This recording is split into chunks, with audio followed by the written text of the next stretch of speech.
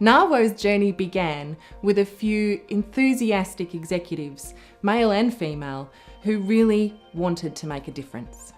Oh, look, NAWO really started from a seed of an idea, and it came from me having spent many years in a major multinational with great diversity policies, paid maternity leave from decades ago, and I had my 4 children when I was there. And it's only when I then moved to a different organisation, one that perhaps was not as advanced in its thinking, and a lot of women would come up to me and say, how do you have a career? How do you have 4 kids and a career? And at first I thought it was an odd question. Why couldn't I? And it was only with the repetitiveness of the question that I started to realise that there was a problem and that other women were not experiencing the benefits I'd had.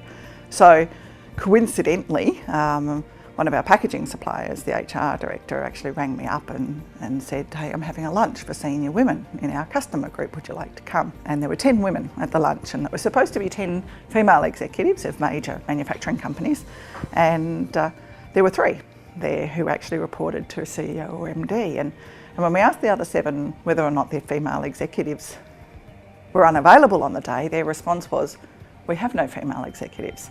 And that to me was the real birthing moment of we have to do something about this. Off that we decided, well, let's host an event, and actually it was Aurora who had that first lunch, and then Mondelez put up their hand and said, well, we can host something, it'll just be in our training room and it won't be anything fancy. But we got 50 women into that room, and the noise level was so high and the engagement level was so high. And even afterwards, and we packed up and I walked out to the car park, and there were 20 women who were strangers to each other, talking a million miles an hour in the car park to each other. They were so engaged in being able to actually talk to another woman, because they were normally the only woman in the room. And as I walked out at that moment, and I looked at it and I thought, this is something good. This is something we need to do more with. We now have a network of several thousand men and women across Australia in 5 states. And we also have some of Australia's most successful companies who are members of NAWO.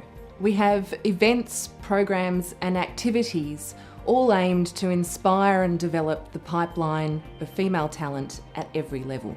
We want as many companies as possible to join with us on this journey to a world where women and men can be equally represented and valued at every level.